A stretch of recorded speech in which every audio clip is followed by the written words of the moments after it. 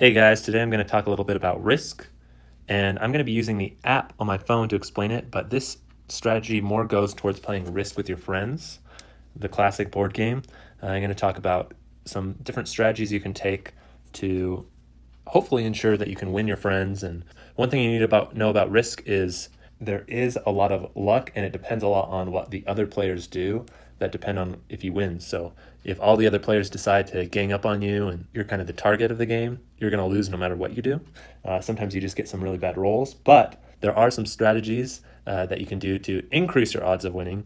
A lot of this comes down to just being able to talk with your friends and kind of the diplomacy of the whole game. So we're just going to say true random because that's what it is when you play your game on the board game. So you can have manual placement, which is kind of like when you get all the cards and you shuffle them up and then everyone just automatically gets some.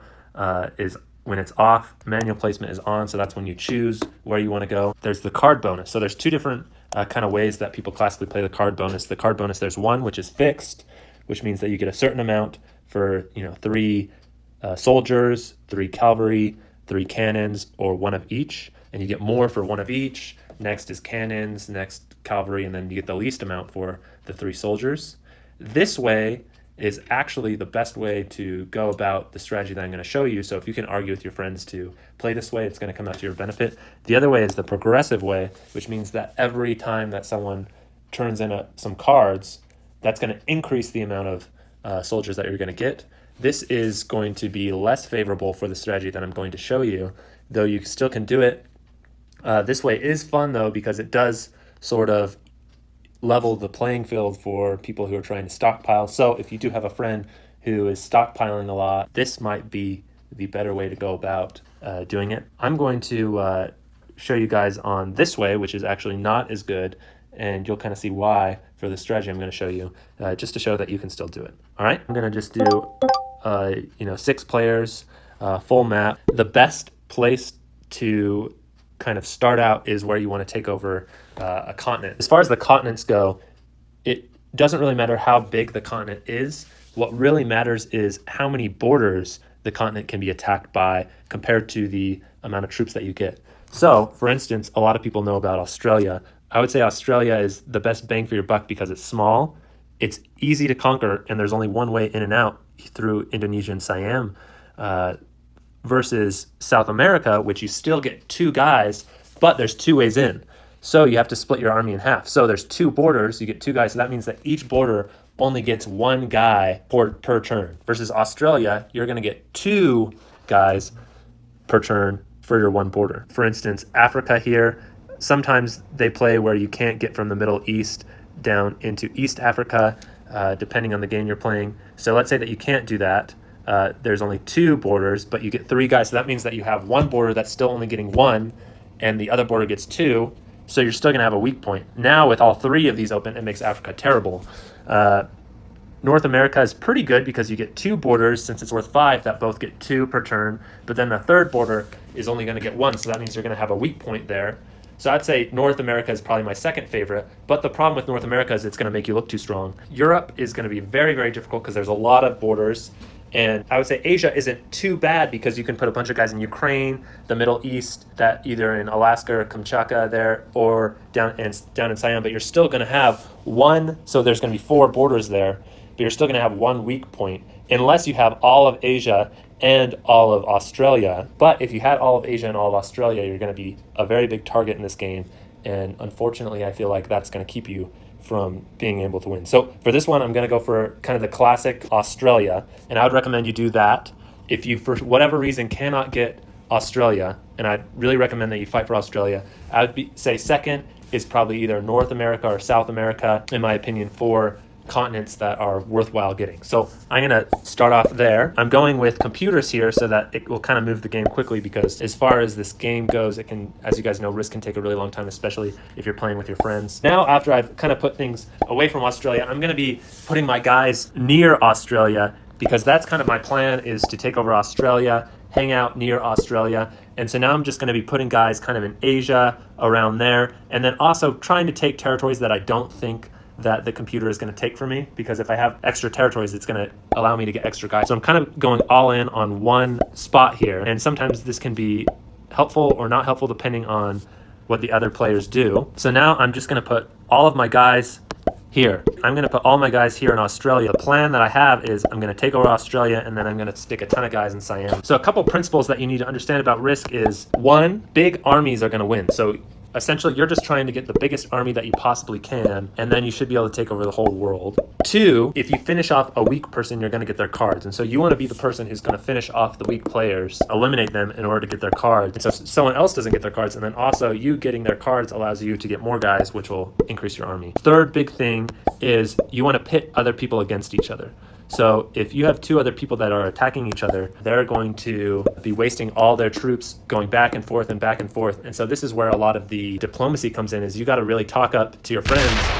Oh man, I'm over here in Australia, and you know, I'm not going to be able to go over and attack these other guys because I'm so isolated. You know, you guys need to go in and make sure that they don't get the extra troops. Unfortunately, Orange decided to put 3 of their guys there in Australia, which is going to make it a little bit more difficult for me. But I'm going to go ahead and put 3 guys here in Australia, and then I'm going to attack, take over Indonesia, 10 there. And then when you do the fortify stage, I'm just going to stick all my guys there in Siam. And so now I'm going to get 2 extra guys, which I need to make sure those 2 extra guys end up in Siam every single turn. So in Siam, I'm kind of going to be building up my big army there. The big thing here with me taking Australia too is, since it's the smallest of all of the different, and I'm just going to fast forward this, let them kind of all do their thing. Since it's the smallest of all of them, I'm less of a threat perceived by other novice players. They're not going to spend all their troops to try and attack and get through me. I'm kind of just hanging out here in Australia. So I'm going to put my 5 guys here. I'm just going to attack one. You always want to make sure you get your card for that turn. So I got my card, and then I'm just going to fortify back to Siam. I'm just trying to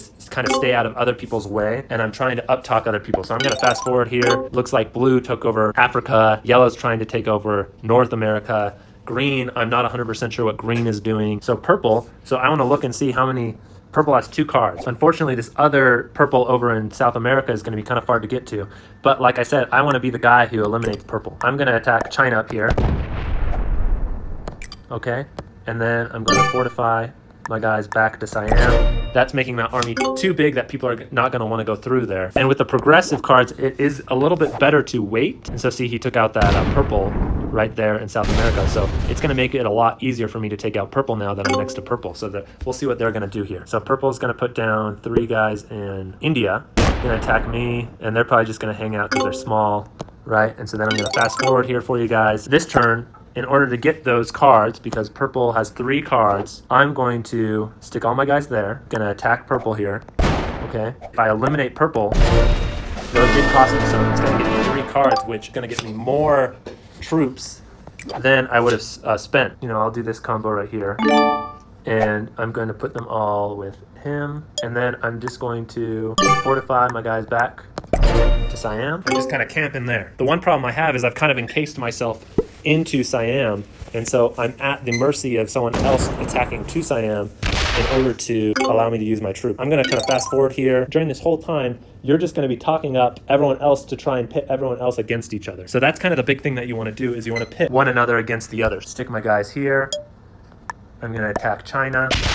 Now I'm going to continue to my fortified stage.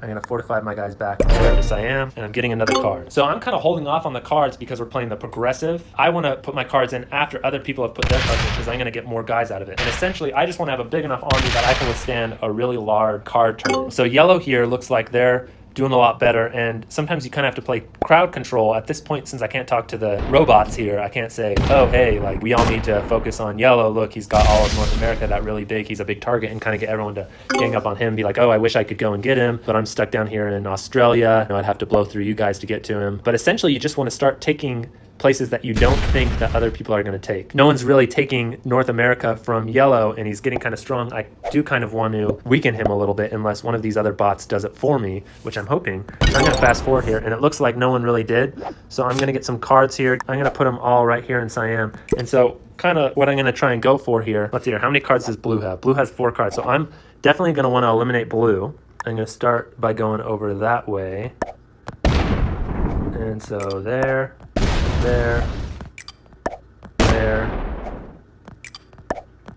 So I'm going to come down through here, eliminate blue, because I remember what I said, you want to be the mean guy in this game. You want to be the one who's going to eliminate the weaker players and get their cards. That's a big thing. I'm forced because I have too many cards to play more, so I'm gonna get 20 more troops here, and then, so I'm gonna just kind of blow up through yellow here because I feel like yellow is the biggest threat right now.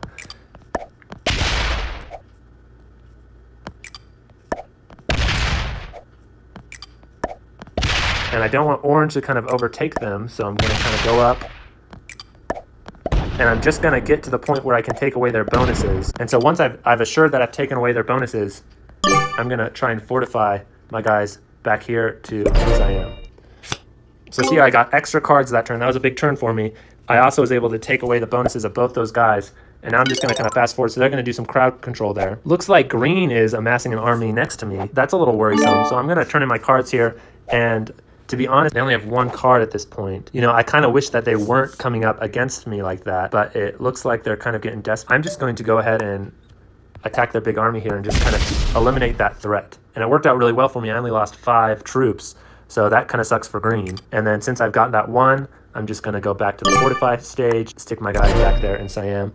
We'll see what everyone does. I'm going to fast forward through here. And this whole time, I'm just trying to like seem like I'm not a big threat. And one thing that you might consider doing too that I've seen people do is kind of split up your army a little bit, making your army big enough that people won't want to attack you, but small enough that, hey, if you have a bunch of smaller armies, then you're not going to seem as much of a threat. So that's the big thing about risk is you don't want people attacking you, because if you are being attacked, those are troops that you're losing, and you always want to have the largest army of any of the armies. So at this point, I'm thinking it might be beneficial. So kind of looking at the card count here, looks like everyone's kind of got 2, except for yellow's got 4. To be honest, it might be to my benefit to take out yellow so I can get their cards. I got to take out all the stuff here in South America. And so I'm going to make sure that I put my 5 guys here.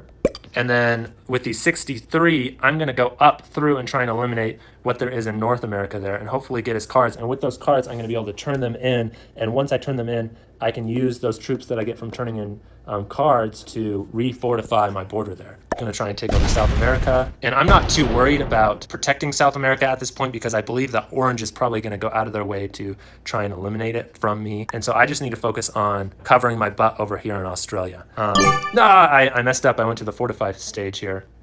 Do a little crowd control, put my 3 guys there. They're probably going to try and come down through here. So I'm going to fast forward here. Looks like they didn't take South America from me, which I'm surprised. It does look like orange is getting really strong. So I'm going to put my 7 guys here. You know, I can probably, let's see here. Now I'm looking at the cards. They've got 5 cards. Green has 2 cards. I might try and take out green first, just because they're next to me. After I take out green, I should get their cards. I would be able to use their cards in order to take out yellow, and then hopefully get the bonuses away from orange. So we'll see if this works out here. So I'm going to go up here. I'm kind of just going through, destroying everything green. Kind of have to be the bad guy, especially with this progressive stage, and you have to be willing to take out people. So, you know, if it's your little niece that you're playing with and she might cry because you eliminated her, this is a good thing to play with. So I took out green, I got their 2 cards, and now I've got too many cards that I need to trade them in, so I'm going to trade them in. So that's going to get me a whole boatload more guys here, and then I'm going to use those, and I'm going to take out yellow.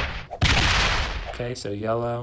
So now I've got to kind of make sure you think it out, like where you're going to go. Just making sure that, you know, you don't get to the end of your rope and you're like, oh, dang it, I can't eliminate them because, you know, I trapped my big army in a corner or something. You kind of have to think ahead of time to make sure that you're going to be able to eliminate every single one of them because you want their cards. So, you know, eliminate those guys. So we have 5 cards, so that's going to be definitely beneficial to me. And now, you know, all my army is kind of stuck there in Mexico. I kind of cornered them, which is unfortunate. But now I get to trade in some more cards because I have too many, and I can kind of go from there. So what I'm going to try and do is I'm probably going to stick them in Brazil, and I just want to eliminate orange's bonus for having Africa and Europe. So attacking North Africa, good. Escape.